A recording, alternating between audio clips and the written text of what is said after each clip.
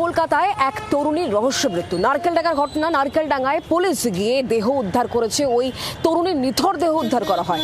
Police প্রাথমিকভাবে অনুমান করছে যে ওই তরুণীকে খুন করা হয়েছে, কিন্তু সন্দেহের তালিকায় কারা? খাস কলকাতায় তরুণী খুন, চাঞ্চল্য ছড়ালো নারকেলডাঙ্গা এলাকায়।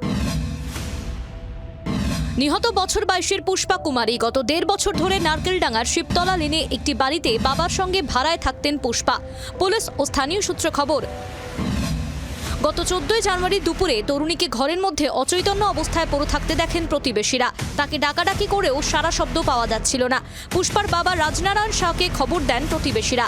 রাজনারায়ণ বাড়িতে ফিরে মেয়েকে তড়িঘড়ি এনআরএসে নিয়ে যান। সেখানেই তরুণীকে মৃত ঘোষণা করেন চিকিৎসকরা। প্রতিবেশীদের দাবি, ঘটনার দিন দুপুরে তরুণীর ভাইকে ঘরে ঢুকতে দেখেছিলেন তারা। ভিতরে আমরা সবাই দেখেছি, এবার সবসময় ও ঘুমিয়ে আছে একদম।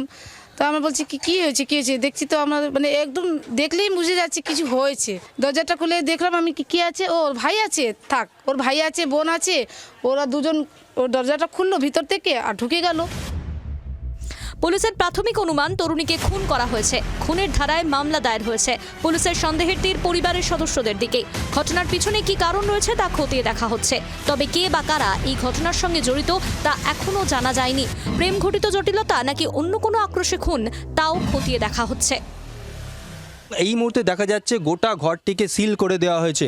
যদিও পুলিশের প্রাথমিক অনুমান খুন করা হয়েছে এই মেয়েটিকে, এবং খুনের সন্দেহ করছেন পরিবারের দিকেই।